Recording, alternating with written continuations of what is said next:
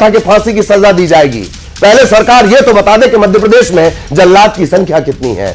बात जल्लाद की नहीं, अब बात जिम्मेदारी की होगी। मध्य प्रदेश के 1 लाख बुजुर्गों को Indira Gandhi old age pension योजना का लाभ नहीं मिल सकेगा।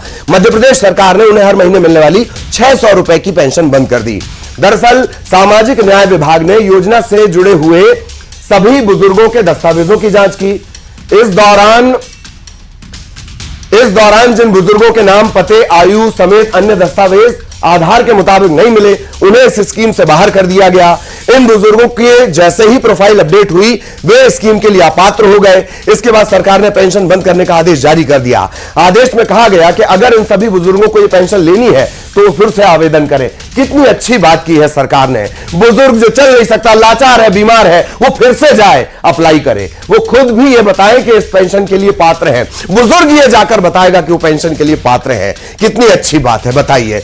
अगर होना यह भी चाहिए कि कभी विधायकों की भी इस तरह से पेंशन बंद होकर देखी जाए, राजनेताओं की भी पेंशन बंद करके देखी जाए और उन्हें भी कहा जाए आइए दफ्तर में आकर अपडेट करवाइए। 1 लाख बुजुर्गों की पेंशन बंद होने के मामले में सियासत गर्म है।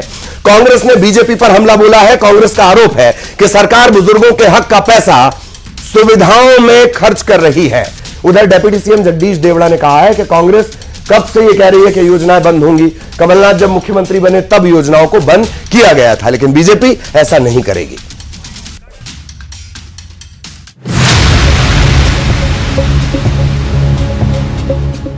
मध्य प्रदेश में 1 लाख बुजुर्गों की पेंशन बंद हो गई है। अब इस मामले में सियासत भी गर्मा गई है।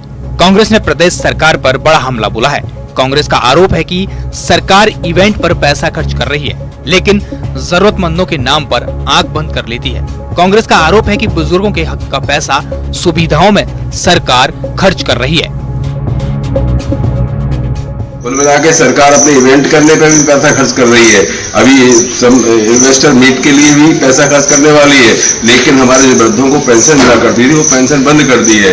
वैसे ही मध्य प्रदेश सरकार कर्जे में दबी हुई, लेकिन अपने खर्च कम कर नहीं रही है, लेकिन वृद्धों के हक का पैसा अपनी योजनाओं में और अपनी सुविधाओं में खर्च करने पर तुले हुए हैं।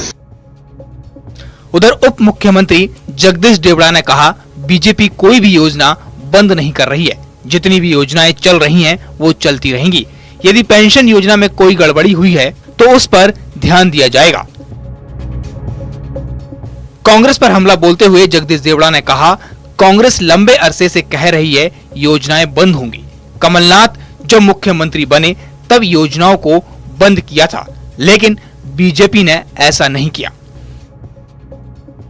कांग्रेस कब से कह रही है कि योजनाएं बंद हो रही है, वो हो रही है, ये हो रही है। मुझे नहीं लगता है कांग्रेस ने खुद ने योजनाएं बंद करने का काम किया। जब कमलनाथ जी बैठे थे उस समय आपको पता होगा कि मध्य प्रदेश सरकार के पूर्व मुख्यमंत्री शिवराज सिंह जी बैठे थे उस समय योजनाएं। उसके बाद में जब वो बैठे तो उन योजनाओं को बंद करने का काम किया था। हमने कोई योजनाएं बंद करने का काम किया नहीं है और मुझे पूरा भरोसा है कि कोई भी योजना बंद नहीं होगी। सरकार ने पेंशन बंद करने का आदेश जारी कर दिया है। साथ ही आदेश में यह भी कहा गया है, अगर इन सभी बुजुर्गों को पेंशन लेनी है तो फिर से आवेदन करना होगा। आवेदन के साथ ये भी बताना होगा कि पेंशन के लिए पात्र हैं या नहीं। बुजुर्गों की पेंशन बंद होने से कांग्रेस को एक बड़ा मुद्दा मिल गया है। अमरवाड़ा में उपचुनाव है, ऐसे में यह मुद्दा कांग्रेस बड़े स्तर पर उठा सकती है। अब देखना होगा कांग्रेस इस मुद्दे को किस तरह भुनाती है। Bureau report, news 18।